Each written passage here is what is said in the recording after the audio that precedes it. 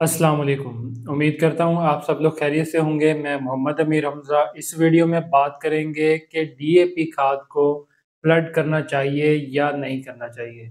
बहुत सारे किसान भाई इस बारे में सवाल पूछते हैं कि डीएपी को फ्लड करने से क्या फ़ायदा होगा और क्या नुकसान होगा। सबसे पहले तो ये पता होना चाहिए कि डीएपी खाद है क्या और ये किस बेस पे बनाई गई है। जो डीएपी खाद है इसको म्यूरेट की शक्ल में बनाया जाता है। म्यूरेट का मतलब है कि इसको पथरीली शक्ल दी गई है ताकि ये फ़ौरन रिलीज़ ना हो जाए और ये आहिस्ता-आहिस्ता रिलीज़ हो, आहिस्ता-आहिस्ता ज़मीन में शामिल होती जाए और पौधे को मिलती जाए। जैसे कि बाकी खादें हैं जो फ़ौरन पानी में घुल जाती हैं, जैसे कि यूरिया है, ये उस तरह से नहीं घुलती। ये आहिस्ता-आहिस्ता जो है ज़मीन के अंदर रिलीज़ होती है और फिर पौधे को मिलती है।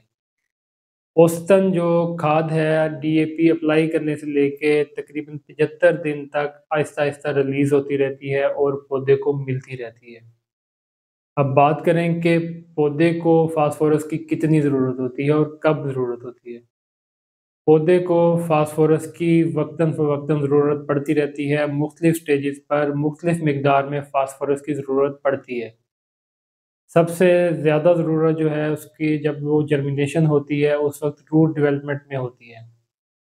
जब पौधा निकलता है तो फ़ॉस्फ़ोरस अगर उसको ज़मीन में ही मिल जाए तो वो पौधे को बेहतरीन बुनियाद फ़राहम करती है और इसकी जो जड़ है वो बेहतरीन बनती है। अब बात करें कि हमारी जो ज़मीनें हैं वो अल्कलाइन नेचर की हैं, उनकी पीएच ज़्यादा है।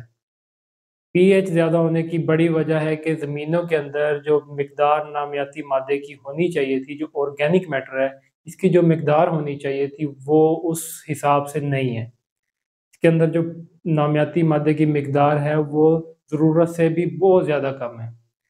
इसकी बड़ी वजह ये है कि हम ना तो ग्रीन मैन्योरिंग करते हैं, ना ही इसके अंदर कोई गोबर वग़ैरह डालते हैं, तो इस तरफ को ध्यान नहीं दिया जाता।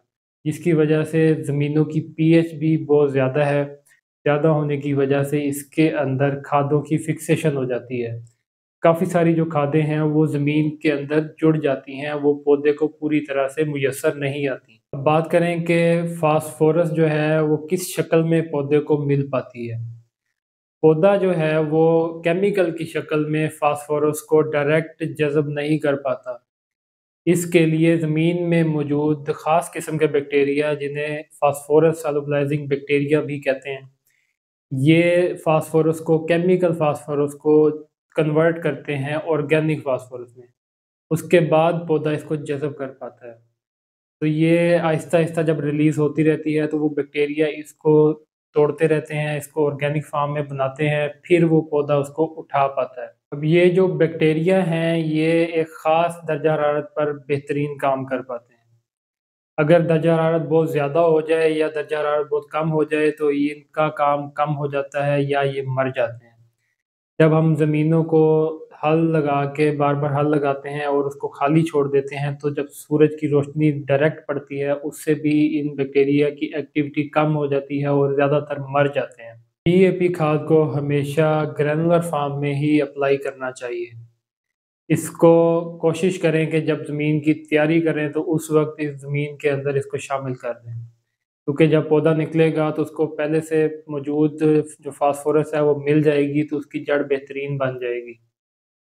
अगर आप ज़मीन की तैयारी में नहीं दे सकते तो इसको बेंडिंग भी कर सकते हैं, आप प्लांटर के अंदर ही शामिल करके इसको बेंडिंग के ज़रिए भी दे सकते हैं। अगर आपने इस तरह से भी नहीं दी तो फिर जब पानी लगाएँ तो उस वक़्त जो खालियाँ हैं, जो उसकी खेलियाँ हैं उसके अंदर उसका घेरा कर दें। डीएपी को कभी भी फ्लड ना करें। जब उसको आप पानी में घोलते हैं तो वो एक तो फ़ौरन से घुलती नहीं है, बज़ाते खुद एक बड़ा मेहनत मशक्कत वाला काम है। जब आप उसको ज़बरदस्ती घोलते हैं, एक तो आपकी एनर्जी ज़ाया होती है, दूसरा आपका टाइम का ज़िया होता है। फिर लोग इसको घोलने के लिए काफ़ी प्रोडक्ट भी इस्तेमाल करते हैं, जो कि इसको फ़ौरन से घोल देते हैं या इसके अंदर तेज़ाब डालते हैं। एक तो इधर से पैसे का ज़िया करते हैं, दूसरे नंबर पे अपनी खाद भी ज़ाया करते हैं और साथ में अपनी एनर्जी भी ज़ाया कर रहे होते हैं। तो जब आप इसको फ्लड की सूरत में देते हैं, तो ये खाद फ़ौरन तो पौधे को मिल जाती है, लेकिन एकदम जाके वो फसल को हरा-भरा कर देगी, उसका रंग गहरा हो जाएगा, खेलियों का रंग भी तब्दील हो जाता है।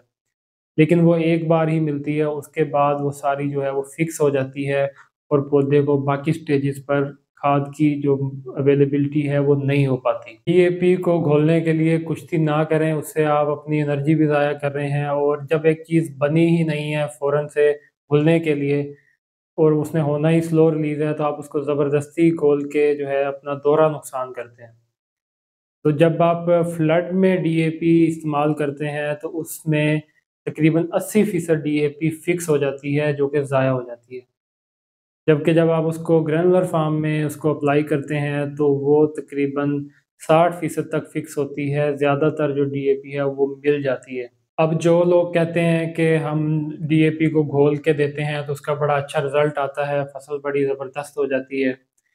तो उसकी मिसाल ऐसे ही है कि जब आप एक बंदे को नेरोबियान का इंजेक्शन लगवा दें, उसको ताकत का इंजेक्शन लगवाएँगे, तो एक बार तो वो गिरता हुआ बंदा ना फ़ौरन से खड़ा हो जाएगा और वो कहेगा कि देखें जी बहुत ज़्यादा इसका असर आया। लेकिन उतनी ही जल्दी वो वापस उसी स्टेज पे आ जाएगा। तो ये वक़्ती तौर का जो है टीका है, उससे बेहतर है कि उसको आहिस्ता-आहिस्ता दें ताकि फसल जो है वो बेहतर नशो-नुमा कर सके। अगर आपने देनी ही फ्लड की सूरत में है तो उसके लिए एमएपी वाटर सॉल्युबल बनाई गई है।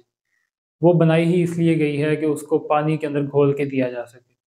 और अगर आप एमएपी अप्लाई कर रहे हैं तो एमएपी में कोशिश करें कि एक ही किस्त में सारी खाद ना दें। कोशिश करें कि उसको 3 एक साथ में आहिस्ता-आहिस्ता जो है ना 3 एक साथ बना लें और फिर उसको अप्लाई करें। क्योंकि उसकी थोड़ी-सी मिकदार जो है वो पौधे को मिलने के बाद जो एमएपी है ये तकरीबन 13-14 दिन बाद फिक्स होना शुरू हो जाती है। तो बाकी खाद आपकी ज़ाया हो जाती है। अगर आप इसको एक साथ में देंगे तो पहले एक किस्त में जो मिलेगी वो 13-14 दिन इस्तेमाल होगी, उसके बाद वो फिक्स होना शुरू होगी तो हम दोबारा उसको अप्लाई कर देंगे। तो इस तरह पौधे को वक़्तन-फ़वक़्तन खाद जो है फ़ॉस्फ़ोरस वो मिलती रहेगी। इससे पौधे की नशो-नुमा भी बेहतर होगी और औसत भी बेहतर हो जाएगी। उम्मीद करता हूँ आपको समझ आ गई होगी कि डीएपी को फ्लड नहीं करना। अगर आपको ये वीडियो पसंद आई है तो इस चैनल को सब्सक्राइब करें ताकि आपको आने वाली मज़ीद वीडियोज़ भी वक़्त पर मिल सकें। शुक्रिया।